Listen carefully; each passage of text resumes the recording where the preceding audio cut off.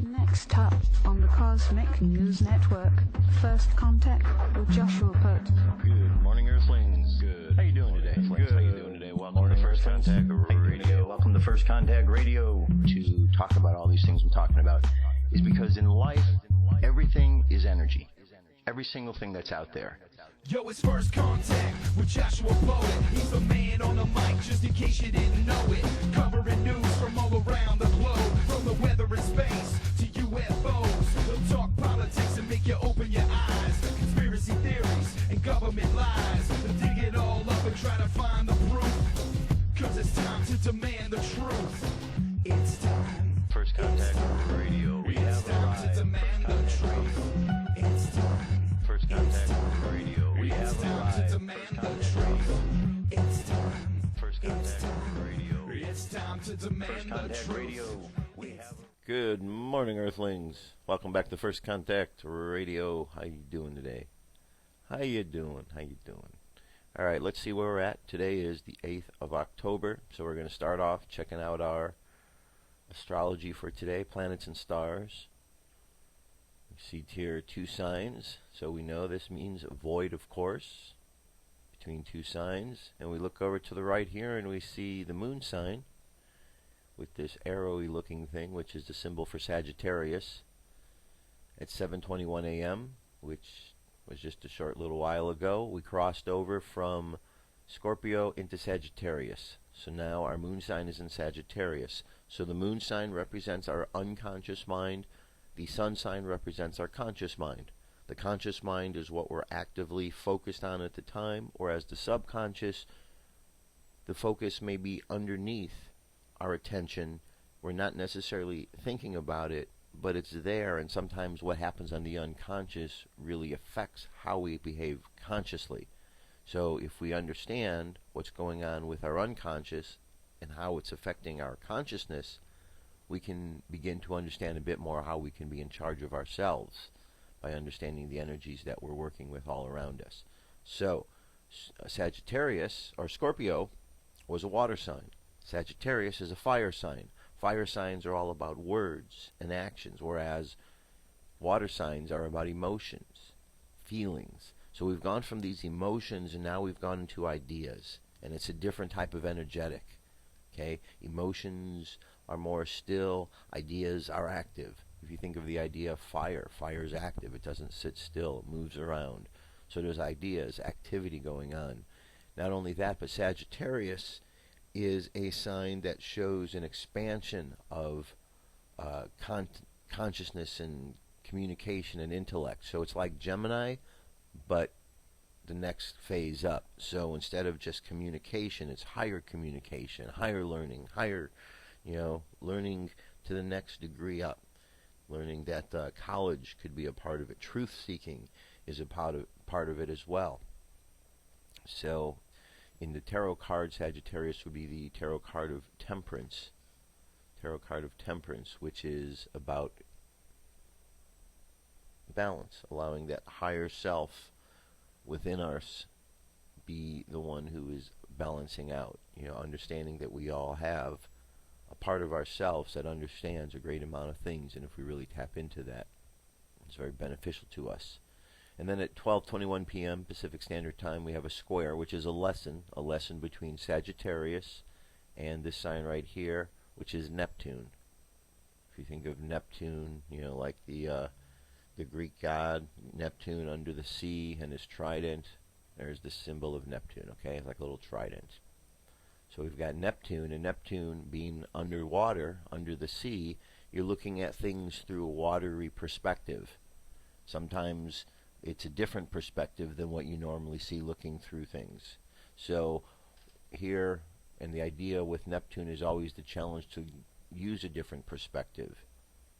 Don't let your feelings get you caught up in looking at one thing. Look at something else. Be fluid with what you're doing. And so the square, the lesson comes between our ideas are going to become at square with our ability to look at things in a new perspective. Okay, we might find ourselves, hard-headed about something, not knowing how to get past an issue, and this is our challenge. So this is later this afternoon. All right, so see what kind of ideas that you're dealing with and see how taking a new perspective on this helps you to move past that idea. Because once we get past these squares, there's a great amount of lesson that we've learned from them. Our moon phase is 15% of the way full, making our way up. We got 2 phases of the moon, waning and waxing. Waxing is going up from a new moon to a full moon, and full moon down to a new moon is called waning. So we're on the way up. Wax up, wane down.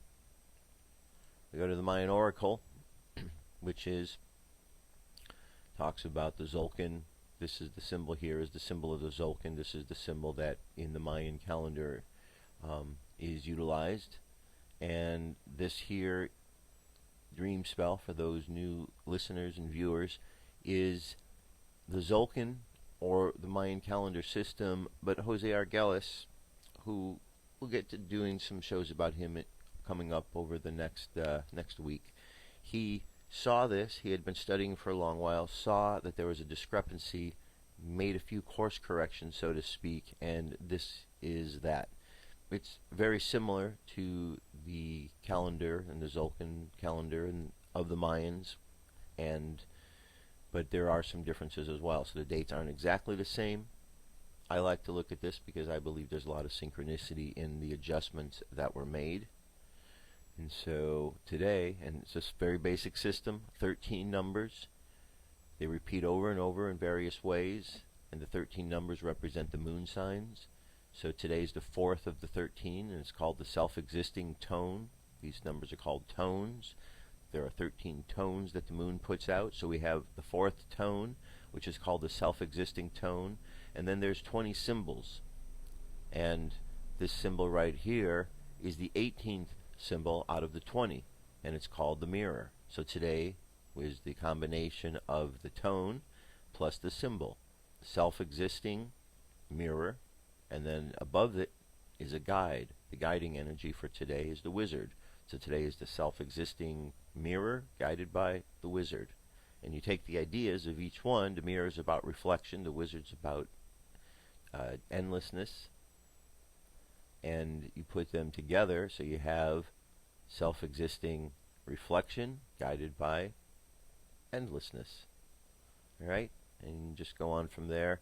And then what we have here is called a wave spell. It's a period of time that lasts 13 days. And this is, when you look at this whole system, you can see how all the grid plays itself out. And a wave spell is a theme, a 13-day theme. So we're in a theme of the eagle, and we're on the 4th day of this theme, which is the mirror. So the eagle's about vision, and we're at the reflection aspect, the reflection phase of our vision. And when we take all of this together, there's a phrase for each day, and the phrase is, I define, which comes from the 4. I define in order to reflect measuring order. I seal the matrix of endlessness with the self-existing tone of form. I am guided by the power of timelessness. Timelessness is also the wizard. So we have endlessness here for the mirror and timelessness for the wizard. So self-existing endlessness guided by timelessness. All right, that's our oracle for today. We go over to space weather. We see that our solar wind is 294 kilometers per second. Planetary K indexes, we're back down to a quiet. We have our big old gash opening up here in the sun. Looks like another one right above it there. And if we go over to look at our flares, still the same, 10% M class and X class 1, geomagnetic storm activity down. A little more insight on things here is a quick blast of news from suspicious observers. Good morning, folks. Let's start with the Virunga region of the Congo. It, along with similarly biodiverse areas in Vietnam, are being explored and appraised by SOCO International for the purposes of resource extraction. But the current allegation is that they've been intimidating the locals and breaking various standardized guidelines. Then their website went and put a bunch of tracking cookies on my browser, and that pissed me off even more.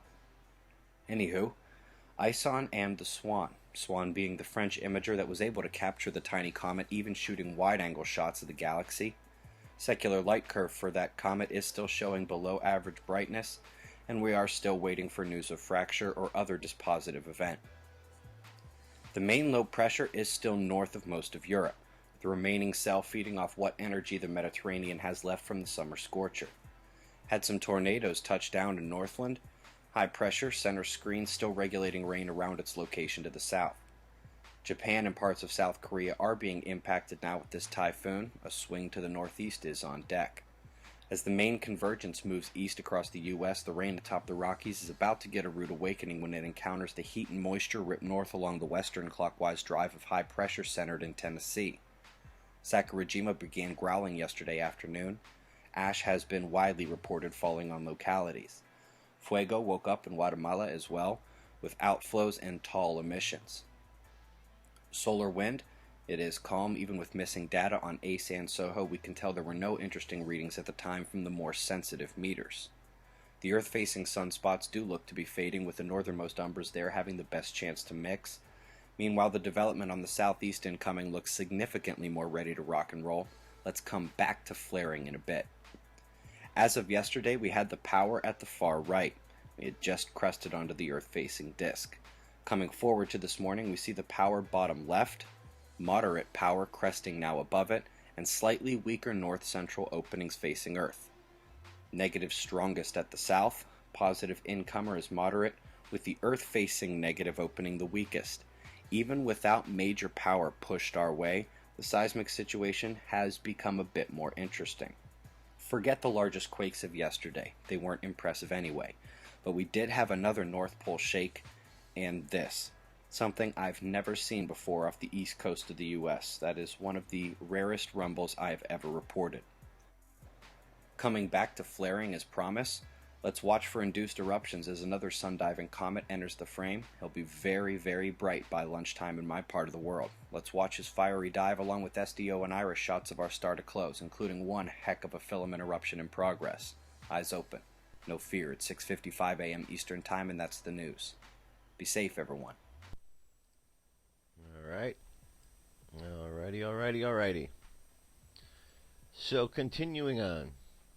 So today what I want to play for you is a piece called Agenda 21 Explained for Dummies. Just a basic overview of what Agenda 21 is. You may have heard bits and pieces of it. It's a government program. The UN's involved. It's another one of these, power grabs that is going on. And it's been happening for quite some time. And as the years go by, it does get a little bit more press and attention because people start actually listening to what conspiracy theorists have been saying and finding out that they should have been listening to them a lot longer than they have been. So, that being the case, there's a lot of information out there. So, for those who are just catching on to this, this is an important subject. So I'm going to get to this 10 minutes long here so you can understand a bit what this is all about. Here we go.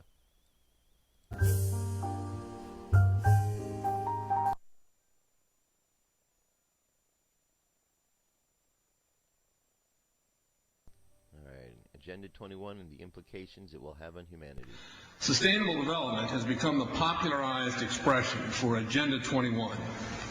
Agenda 21 is the 1992 United Nations Rio Declaration on the Environment and Development. It is the agenda for the 21st century you're living in today. For a brave new world where everything that you cherished and held true will no longer exist. Agenda 21 defines itself as the comprehensive plan of action to be taken globally, nationally, and locally by organizations of the United Nations systems. It also elevates nature above man. And it contains something called the precautionary principle, where basically you're guilty until you're proven innocent. Sustainable development is the philosophy designed to bring human beings across the globe under the full control of a narrow human elite. It's a 40-chapter document to basically control the world. It's based entirely on socialist control mechanisms. Sustainable developers have designed a global movement coordinated through a global to local action plan to create world government in accordance with certain objectives. These objectives include an end to national sovereignty, the abolition of private property, the restructure of the family unit, and increasing limitations and restrictions on mobility and individual opportunity. The green goal includes the listings of what's not sustainable. A couple of the examples include private property. 728 lists fossil fuels. Golf courses and ski lodges are not. Consumerism. Irrigation is not sustainable. Paved roads. Commercial agriculture. Herbicides, pesticides. Elsewhere, it lists farmlands, pastures, grazing of livestock. And the family unit. The focus of sustainable development is the abolition of private property, societal undermining of the family, and abandonment of the constitutional protection of unalienable rights as described in the Declaration of Independence. You see, I sat on the Santa Cruz Agenda 21 committees. Now, this was a lot of crazy ideas. This was back in the mid-90s. Crazy ideas I heard. Mother Earth's surface wasn't to be scratched. Human beings were to be concentrated into human settlement zones. Educational systems were to focus on the environment as the central organizing principle. All aspects of life were covered. Well, I went to these committees at the request of some people who told me that I needed to understand what was going on, and I came back and I said, this is craziness. This is so silly. It has no chance of having any effect on our society. Well, I was wrong. The United States government's support for Sustainable Development, Agenda 21, is very clear. In 1992, while the Rio Conference was going on, George Bush, then president, was there where he executed the Agenda 21 protocols on behalf of the United States and brought it back to Washington, D.C. Within a year, Bill Clinton, by executive order, no congressional review, established the President's Council for Sustainable Development. In Santa Cruz, we've got a 2-lane freeway system. We need 4, but what we're getting is hundreds of millions of dollars of federal money to take a dilapidated rail line that Southern Pacific wants to put in the hands of somebody else so that a commuter line can be built along the railroad track. That'll be followed by 14-story buildings where people will live and stack them and pack them units, where developers, or so-called sustainable developers, will build these high-rises with federal dollars. In fact, Santa Cruz has received a $300 million federal grant to build the first 3,000 of these stack them and pack them units. The County Board of Supervisors has said, if you are a sustainable developer, you're immune from any construction defect liability. It's a partnership between selected developers building this new world order and the government using the American taxpayer dollars in order to do it. This is a map of the Wildlands Project. To explain the map, the red are areas that are to be off limits to human beings. No resource development, no human activity. If you live there, you won't. The yellow areas are the areas for major control of all human activity. If you live there, you won't. The black areas, the black dots, are the smart growth zones. That's where human beings are to be stacked and packed in small living units along rail tracks. The Smart Growth Program ultimately has jobs assigned and children cared for by the state.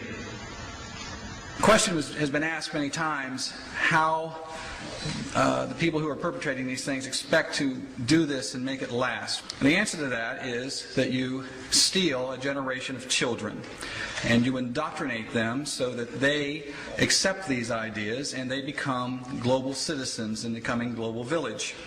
UNESCO came out and declared 2005 to 2015 the decade of education for sustainable development. But they go on to say that it will encompass the 40 chapters of Agenda 21. That is your federal national curriculum.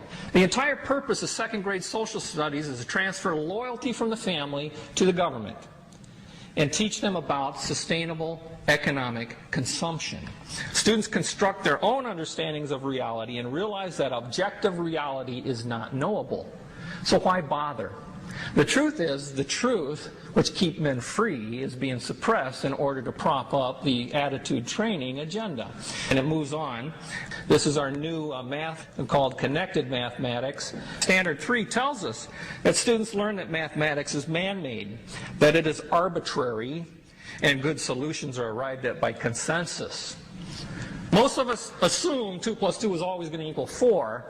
You're wrong. We might reach a new consensus. How well does it work? Well, they tell you in the teacher's guide in the back, it tells us that because the curriculum doesn't emphasize arithmetic computations done by hand, some students may not do as well on tests assessing computational skills. We believe such a trade-off in the favor of CMP is very much to the student's advantage in the world of work. Our children are mathematically illiterate on purpose. How do I know on purpose? Why isn't this just a basic bad idea? Because the Sustainable Development Plan tells us so. Generally, more highly educated people who have higher incomes consume more resources than poorly educated people who tend to have lower incomes. In this case, more education increases the threat to sustainability. Charlotte Iserby, I owe you an apology. I did not believe for the longest time it was a deliberate dumbing down. I thought the dumbing down was a natural consequence of a bad idea. Folks, it's deliberate. It's deliberate. The sustainable globalist goal is the orchestration of a planned fall of American principles, values, and lifestyles. The effect on the average American will be devastating. With modernizing technology, the ordinary person will live without independence, privacy, or substantive rights. Another press conference that I attended was the ICLE group, the International Committee for Local Environmental Initiatives. It helps in the implementation of Agenda 21 in all of our local communities. And one of the speakers was a Harvey Reuven, who happens to be the vice chair of ICLE. And I asked him about the correlative rights that Americans derive from the United States Constitution and the Bill of Rights. And that, of course, is your individual liberties, your private property, your freedom of speech. I asked about it clashing with Agenda 21. And you know what his response was? Individual rights must take a back seat to the collective.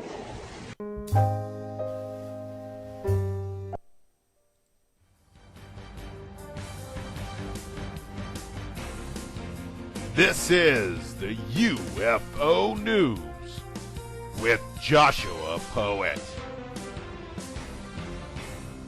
All right, Dirk, thank you very much. 5 stories today. Number 1 comes to us from Colombia. Daytime flying saucer caught on tape over Medellin, Colombia, October 2013. All right, this is the second largest city in Colombia. Alright, you see we're at some sort of a work site here, it appears to be. No, that's not it, that's a umbrella. You'll see it, there we go. That's an interesting looking object, huh? It almost looks like it has some sort of wings on it, like those, well, it does look roundish. Okay. From that one angle, it looked like it had those wings, sort of like those flying little things in the Harry Potter. You know, the things that they had to catch when they were riding around in that game they played. Alright, here's a story over Stoke-On-Trent in the UK. Strange lights spotted over Stoke-On-Trent last night. A resident from Ecclestone Place in Chell saw what looked like a meteor light up in the sky about 9:50 p.m. Ash Slaymaker, 47, who works for GE Electric, said, I was standing outside having a smoke in my back garden. I looked up and I saw a white light in the sky. I think it was a meteor. It illuminated the sky behind it. It lasted about 3 to 4 seconds. It wasn't a shooting star. I've seen those before. It was amazing to see. It made my hair stand up and gave me goosebumps. Alright. Well, that's pretty darn interesting. Look at that one. How it's just moving.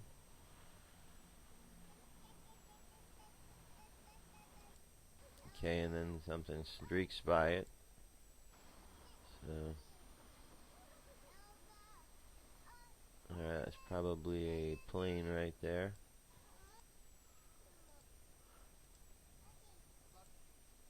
Alright, very interesting one. Check out the video link, see what you think. It's firstcontactradio.com. Now we also have this one here. This was from Chandler, Arizona. New footage of a bright UFO orb recorded in the night sky hovering over Chandler. I was driving down the street and I saw a strange light in the sky. I pulled into a parking lot to get a better look. I noticed that there were two of them in line heading south. I turned east and continued. Then I noticed 3 or 4 more. Okay. So here we've got a couple of them. I see one right now. Let's see. There's a couple right there. Alright. There's 3 of them. So as you move along and watch it, there's a number of them in here.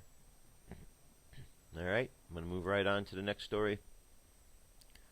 Glowing UFO drops of green glowing alien. Then comes back for it. October 2013, Michigan. Alright, so what we've got here is, this says that there was this greenish thing dropped from here down, and then it came, picked it back up again. So while watching the recent UFO video, I noticed several things that no one seems to talk about in the comment section. First, there is a disk moving in orbit around the glowing light. Second, there is an alien-like green glowing entity that appears at the 55-second mark. So we got the 30-second mark and the 55-second mark. The first object actually shows up from the ground. In other words, the glowing UFO comes up down from the sky, and the disk moves up towards the light. To see this, you must increase the video full screen. The second object was an alien green that appears at the 55-second mark. Overall, the video looks real. Because of these factors, it is 7 and 16 minutes long. Alright, so we're just going to jump ahead to the video. And it said the 55-second mark is where we start to see things. Here's, let me get over to that point. Well, actually, we'll go to the... Okay, there's our object, first being seen. And then the 55-second mark's coming up. Well, no, we just passed it.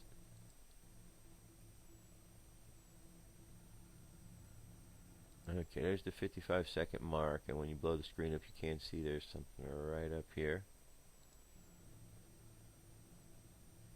And is this the thing right here that said was kind of beamed to the ground? Okay, well, if you watch down here, I'm not sure if this is it or not, but there seems to be something that is materializes right here. Okay, so that's what you're looking for. So when you enlarge the screen, you will be able to see a bit more clearly what that is. Very interesting. Interesting indeed. And one last story for today. This is a letter. It says, moving letter about the death of an important Roswell witness. This article was written by Dr. Richard O'Connor, a close friend to Dr. Jesse Marcel Jr., and a good friend to Educating Humanity. The library will continue to serve as a repository for legitimate UFO information and as a memorial to both Jesse Marcel Jr. and Sr. It is worth a visit if you have not been. Dr. Richard O'Connor also established a Crop Circle Research Foundation website. Take a look. You will find very thoughtful, intelligent articles and comments by some of the most respected ufologists from around the globe. This article that Richard has written gives you an honest look at the Marcels and the story about Roswell. So as you can see, it's a long letter, so I'm not going to read the whole thing, but let me read just the beginning part for you. It says, I am saddened by the news that Dr. Jesse Marcel has passed away on August 24th, 2013. I had the privilege and pleasure of becoming acquainted with Dr. Jesse A. Marcel Jr. 25 years ago when I joined the medical staff of St. Peter's Hospital in Helena, Montana in July of 1988. At that time, Dr. Marcel was working as an ENT surgeon in private practice in Helena, and he was also on the medical staff of St. Peter's Hospital.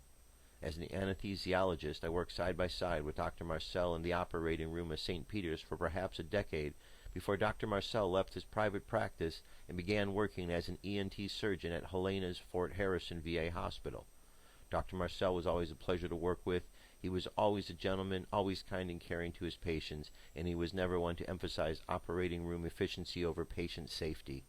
Over the course of these 25 years, I've become well acquainted with Dr. Marcel, and I will say without reservation that knowing him has, as of long ago, resulted in a definite change in the course of my own life and my understanding of a great many issues. It has been primarily through my friendship with Dr. Marcel that I have come to several profound realizations. So it's a very nice letter. Go ahead and read this. The link's available. But we have a lot more news we need to get to, so I'm going to jump over to that now. Alright, stay tuned. Here we go. What if our government was responsible for some of the greatest crimes against this nation? Would you really want to know? These are big questions, but these questions deserve answers. Alright, continuing on. So, let me jump back a thought here. The piece that we just saw was, at the beginning, was about Agenda 21. So as you can see, this Agenda 21 has been going on for a long time. Okay, they're talking about the 90s. So I know that there's a lot of things that this current president is doing that is really crazy and seems to be pulling things apart. But we have to remember, he is just a cog in the wheel. You know, one of many. He's not the only one who's doing this. So we have to look back to the present administration before this, the one before that, and it goes all the way back. It goes back to George Bush Sr. So there's been a lot of activity involved behind the scenes in putting these things together. It just seems that we're at a point in time now where a lot has come together over these 30, 40 years that now it's being implemented, and the person who happens to be in position when it's being implemented is Obama. So he's catching all the blame for this, but this started long before him. He's just one of the willing participants who now wants to take it forward to the next level. Okay, but Americans are stepping up, and that's a good thing. So what I want to show you is a couple of pieces here where Americans are stepping up. This first one, it's a website called ridefortheconstitution.org. So you may or may not have heard about this, but truck drivers across the country are making a trip to Washington, D.C. And they ain't just going there just for the fun of it. They're going there to take some sort of action. So you got a flyer here which shows about it. Trucker shut down, tells all about it. I'm going to get to some little things you can read a little bit better here.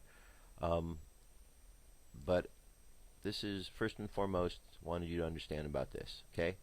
So let me move on. This article relates directly to this. It says, truckers for the Constitution plan to slow D.C. Beltway and arrest Congressmen.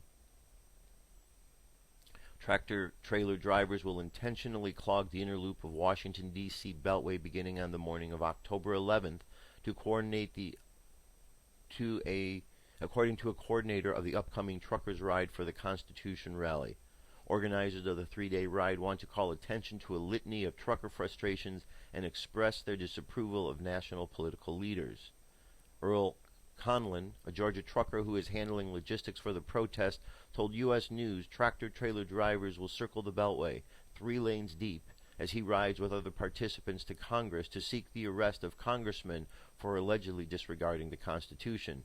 The truckers circling I-495 will keep the left lane open for emergency vehicles. But everyone else that doesn't have a supporter sticker on their window, good luck. Nobody in, nobody out. The trucks will be going the 55-mile-per-hour speed limit. D.C. commuters who wish to be allowed past the convoy must have a T2SDA, which is an acronym for the event's original name, Truckers to Shut Down America, and they have to have that written on their vehicle. It's going to be real fun for anyone who is not a supporter, Conlon said, and if cops decide to give us a hard time, well, we're going to lock the brakes up, and we're going to stop right there, and we're going to be 3-lane roadblock. Zeta Andrews, a former country music singer helping promote the event, said last week participants would present demands to congressmen, including the impeachment of President Barack Obama, and to give congressmen an opportunity to agree to the demands in exchange for canceling the ride. But Conlon says that's not quite right. We're not going to ask for impeachment, Conlon said. We're coming whether they like it or not. We're not asking for impeachment. We're asking for the arrest of everyone in government who has violated their oath of office. So, could get quite intense out there. That's on the 11th. But wait, there's more. There's more. Remember the story about Obama thinking that he had the power to close the ocean? Yeah, well, if you haven't heard that, Obama thought that he could close the ocean. And so now there are those who are stepping up against that stupidity. Mutiny, retired Navy captain plans a blockade to protest closure of Florida waters. As you are well aware, wrote retired U.S. Navy Senior Chief Jeff Ross in a message posted by Fred Brownbill on Save America Foundation Sunday, the federal government has illegally and unconstitutionally closed state fishing and navigational waters within the 12-mile boundary of state waters. When logging onto U.S. Department of Interior website, visitors are greeted with the message posted October 1st by the National Park Service. It says because the federal government shut down, all national parks are closed and National Park Service web pages are not operating. For more information, go to, as reported by the Associated Press, President Barack Obama says House Republicans have shut down the federal government over an ideological crusade against his health care law. Okay, so he goes on, and what he's doing, he says, citing Examiner's report from Sunday, feds close Florida oceans. Florida Bay charter owner says they're killing us. Ross is now calling for every charter boat fisherman across Florida, Louisiana, Texas, and Alabama who is able to get his or her vessels ready for underway for a coordinated mission to recover your stolen rights as Americans. I want 1,000 to 2,000 charter boats filling the waterway that was closed and confiscated illegally by President Obama under his White House order. Definitely it's illegal. Okay? Now, we also have, and this is taking place coming up, we also have the march that the veterans are doing. And the march they're doing is going to be a march onto monuments. That's on the 13th. So, things could get quite intense out there, okay? With all of these people pushing, and the veteran march is going to take place in Washington, but they're encouraging people all around the country to go to different memorials. Not only that, but with the truckers, from what I understand, and if you go into forums and you kind of listen to what's going on in the underground, so to speak, you hear the chatter that the truckers are getting organized not only for Washington, D.C., but for around the country. So that's Friday. So just be ready for anything, because you know how it is when there's a push that the people do, the government tries to push back, and who knows what they're going to do to push back. But the guy in office right now throws these temper tantrums that we're aware of, and then he does things that are completely the things that someone throwing a temper tantrum might do. And America just needs to step up. I was talking to somebody about this the other day, and they said, well, what if this happens, and then, are the police going to actually arrest somebody out there, and how are they going to get this to happen? And from reading the article and learning more, it's that they want to encourage these officers that are out there to follow the Constitution. And that's the problem we have. You see, we have officers in this country who are protecting the criminals. They're protecting the criminals because they're getting a paycheck. I understand they're taking care of their families, but they're caught in a bad place. And I've said this for a long while. The police officers of this country are in a bad situation now because in order to do their jobs, they need to protect the criminals. But in order to protect the criminals, thereby doing their jobs, they have to turn their backs against the American people. That puts them in the middle of a bad situation, and we can see it coming to a head. Now we have a situation that's going to go on in D.C. Who knows how many truckers are going to be there? There's already thousands that have sent an RSVP, not to mention the veterans that are going to be out there. Okay? Not to mention out in the waterways. A lot going on that could cause some someone in the administration. It could cause the president to say, okay, let's put martial law in place. So let's see how this goes. But the concern was, well, what if this gets violent? What if someone tries to arrest a congressman and the congressman pulls out a gun and starts firing, and this gets violent and the truckers start shooting back because they probably have guns? You know what? If a revolution's going to start, hey, Washington, D.C. is probably a good place as any, because it seems as if we've been pushed and pushed and pushed. Now, I'm not encouraging a violent revolution. I certainly hope that doesn't happen. But we've been pushed to the point that if it does occur, I think everyone will understand how it got to be there, because we seem to be being pushed into some sort of a place. It's as if we're being strangled by someone trying to force these things upon us, and sooner or later we got to take the hand of the strangler off our throat and say enough's enough, and move forward. And I think that's where we're at. Americans are seeing too much nonsense. So let's see how that goes. Now, one question that comes to mind is all of this stuff that's taking place a distraction for stuff that's going in the cosmos? I want to show you this video here. This is Comet ISON now. We're going to change gears. And Comet ISON, we've been hearing all about it. It's getting closer and closer to when we're going to be able to see it. It says Comet ISON is having an electrical impact or discharge as it whips around Mars. The big question really becomes, what will be the outcome when it moves closer to other celestial bodies, especially the Sun? The promising Comet ISON now has less than 2 months away from a close encounter with the Sun and is making a close approach to another member of the system, Mars. So let me get over here to this video, and I want to show you what we've got going on here.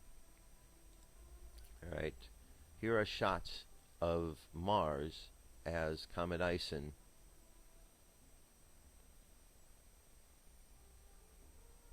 Okay, so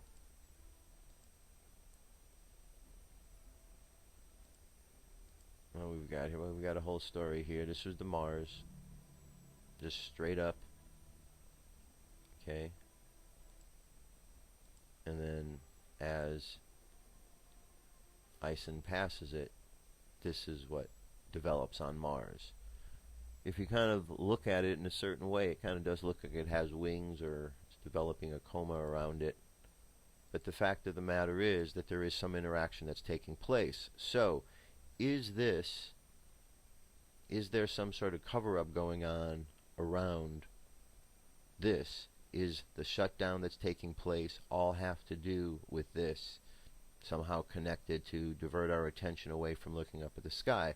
It's a good question a lot of people are asking, because not only is ISON out there, but there's another object in the sky that people are questioning. Now, one of those who's questioning this is me.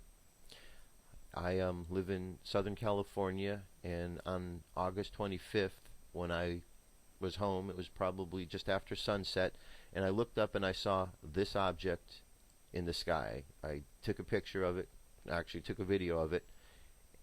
Super bright. At first I thought it was Venus. I used the Google Sky. Venus is up in the area, but it just didn't feel right. I've since talked with a lot of people I know, astrologers, astronomers, to find out what they know about it. The forums are really talking a lot about this. If you go to Godlike Productions, there's forum that, topics and threads, particularly dealing with the object in the western sky. Well, now what we have here is, you saw that shot, but here is a shot that was taken by someone else on the 1st, and as you'll see from this one, they've got a much clearer shot of that same object. Okay, now look at that. That's a much more high definition shot, and that's pretty amazing. Okay, Venus doesn't glow red like that, have that reddish color to it, but something's going on up there. Alright, so there's definitely something out there. So we've got ISON that's coming in, and now we've got this object that people are seeing in the western sky. So go out at nighttime, just right around sunset, a little bit after. You can start to see this before sunset. Look west, and you will see a very, very bright object. It's not Venus. It's the object you're seeing right here. This is not Venus, okay? That is what people are seeing. If you go out, you will see it, and if you haven't already, and you will be amazed on how bright it is. You can't miss it, okay? So right around sunset time, go check it out. Now, a piece that I found very interesting, this is a message, one of these messages I want to play for you. And this is I was playing this piece right here, okay? I'm not going to play the whole thing. I'm going to go to this last little bit here. But this says, White House covering up of Galactic Federation of Light. And this is a piece that the first part is an interview. Former Senator Mike Gravel is doing about the hearing that they had on UFOs and extraterrestrials back in D.C. a couple months ago. So he was talking about this, talking about the experience and what the government knows, and at the end of this interview, this piece comes on. Now, I don't know the source of this piece, but the message here is something that kind of caught my attention. So I want to play this for you, and I thought it was interesting that they connected it with this interview here. All right? So check this out. Just listen to the words, see if it makes any sense to you.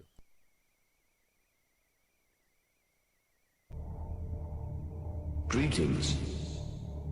This is a small transmission of the local galactic government, part of the wider Commonwealth of 13 galactic clusters.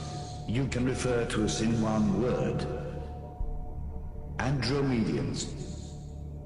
You may have heard of us from other sources, but allow us to establish one critical fact. During a galactic uprising that brought great destruction in 1/3 of this galaxy, certain groups of our Commonwealth joined forces with the Rebel Alliance.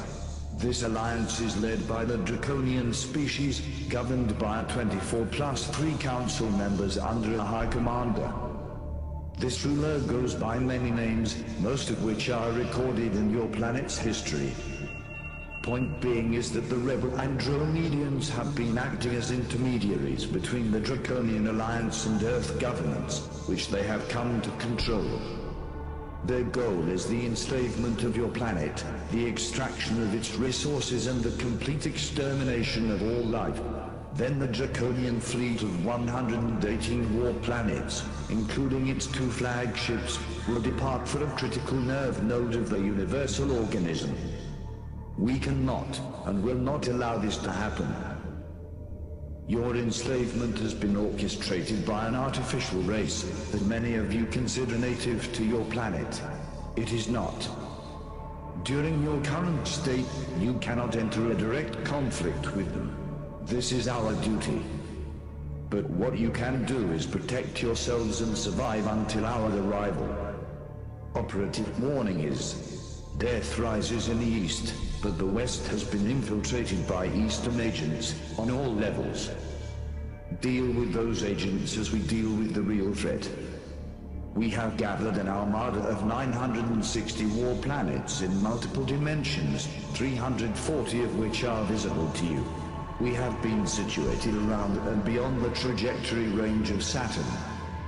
Any species activity on the inside planets is considered hostile to you. We do not use channeling. We do not send messages to psychics. We only transmit through a strict medium of neutrino beams. The clear reason is that your oppressors do not have access to this technology. Beware of what you call false flag operations. Earth will be invaded by the Draconian Alliance, posing to be us. This will include atrocities in order to condition humanity against us, and to unite you under a world government. Your Illuminati New World Order is but a predecessor of an even more cruel order that is orchestrated by the Draconians' artificial race. The enemy, on-world and off-world, has rejected our terms of surrender. We will intervene in massive and overwhelming force. Our 5th and 6th dimension forces have arrived at your planet, as they cannot be traced or inhibited by the Draconian Alliance. We consider your own dimension being the first, in terms of density. Translating to your terms, you are 3rd dimension, and the enemy exists up to the 5th dimension. We have forces up to the 9th. Once we secure that all the nuclear weapons that have been placed within the Earth's crust in order to destabilize the planet have been neutralized, we will invade. When your rapid eye movement during your sleep ceases to produce erratic dreams and nightmares, know that the enemy's flagship has fallen. A flagship we call Level. A flagship you call Moon. Our true arrival will be signaled by one major event, the extermination of all planetary governments, especially those who have aligned themselves with the eruption of the upcoming World War. Until then, everything else is a lie. You were once citizens of the Galactic Commonwealth. You were invaded and enslaved. We received your distress call and we have sealed the entrances and exits of this solar system. Negotiations with the Draconian Alliance have failed. We are on our way.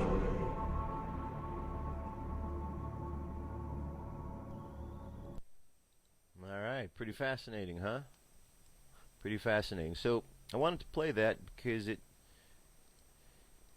brings to mind a couple ideas.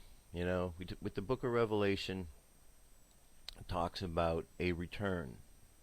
A returning of Jesus. He tells us, but he says he's returning. He doesn't come with peace. He returns not to bring peace, but a sword.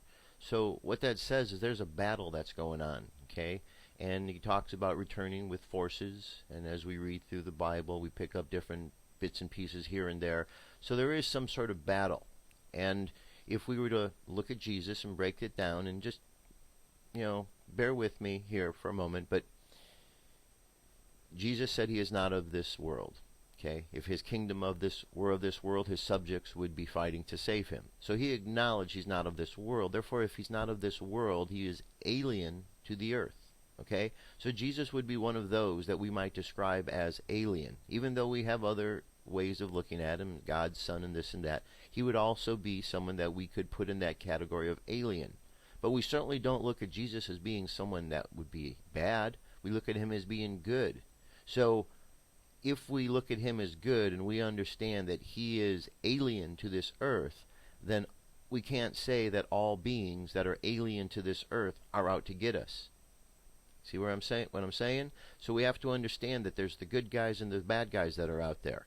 Now, it seems to be from the stories that we've heard that there is this false flag possibility that may occur. Werner von Braun talked about first there would be the terrorists, and then there would be the comets, and then there would be the alien invasion. Well, the fact that he knew means something was in the works, something planned. We know about the government and the treaties and deals they made with the Greys and the Reptilians, and how some of the other races did not want to change technology. So we've got this alliance and this possibility that using their holographs, they could bring in an invasion.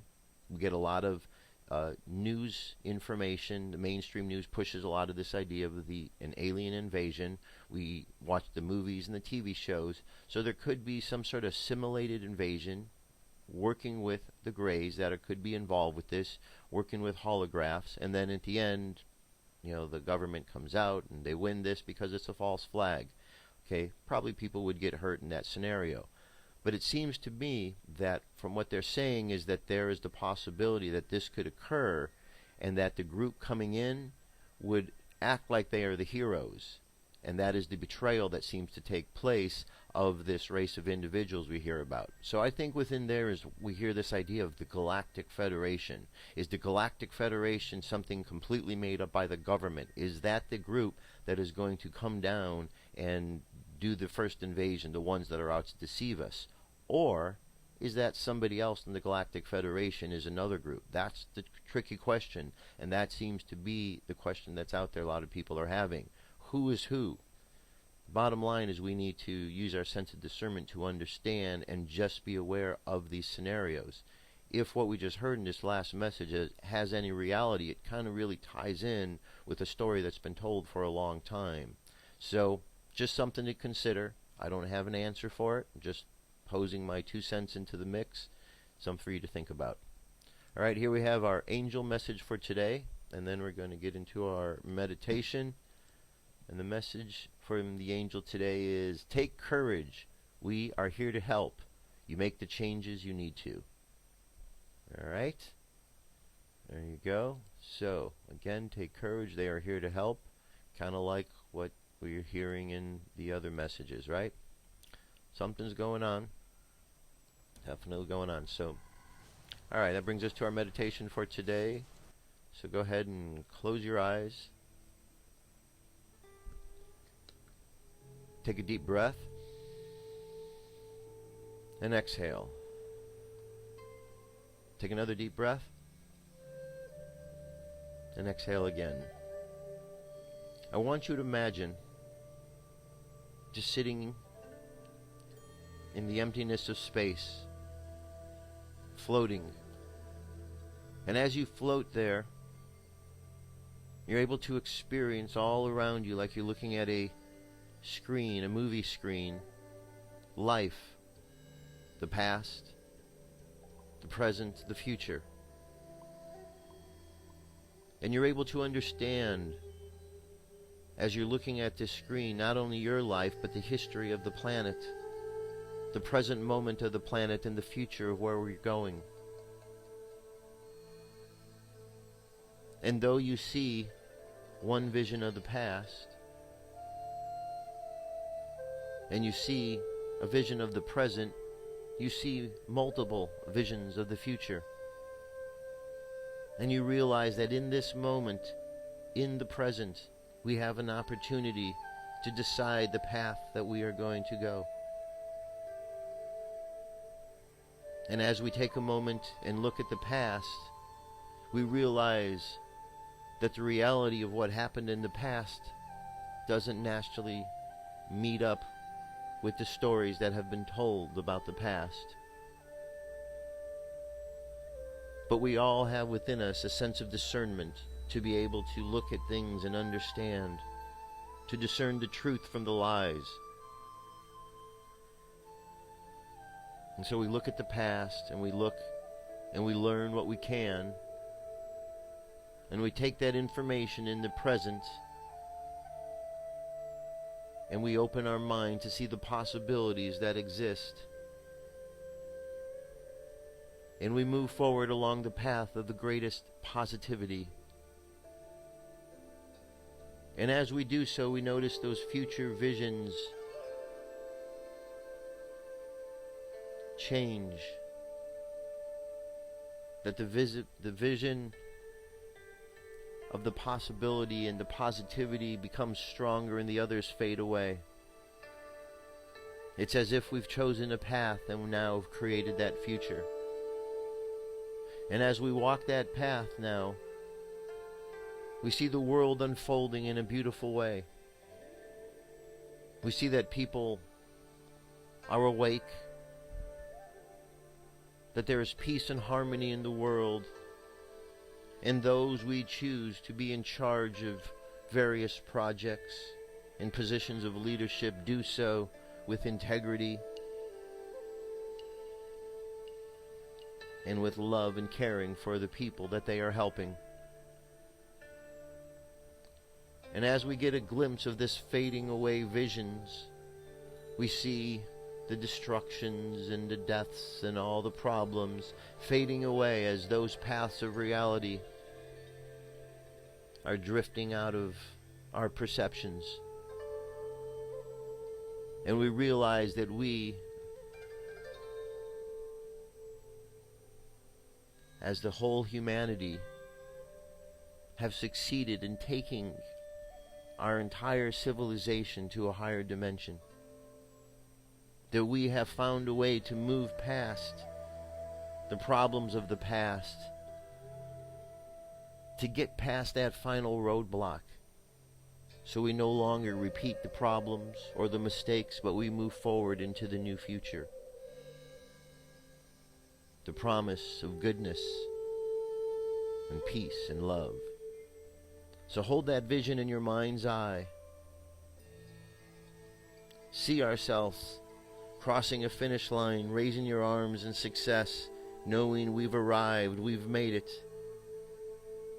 And as we go into the world, let's take this feeling to others and share this with others, that they be inspired to understand how we create the future that we desire. So let the subconscious mind continue on that journey, passing out those seeds of wisdom as you go throughout the day. And let's bring our conscious mind back to the present moment on the count of 3. 3, coming back to the present moment filled with confidence. 2, coming back to the present moment filled with faith. And 1, coming back to the present moment happy, healthy, and whole. Happy, healthy, and whole. Take another deep breath. Exhale. And open your eyes. That's it, my friends. That's what's going on in the world today. Thanks for being here. Let's just keep paying attention. As we could see, it's getting wackier by the day. Who knows what kind of craziness they're going to declare out of Washington over the next couple days. But rest assured, with this weekend's activities, there's going to be something to pay attention to. Whether you're watching it or participating in it, just something is moving forward. So that's a good sign. I'll talk to you tomorrow. Have an awesome day. Peace. I'm out of here.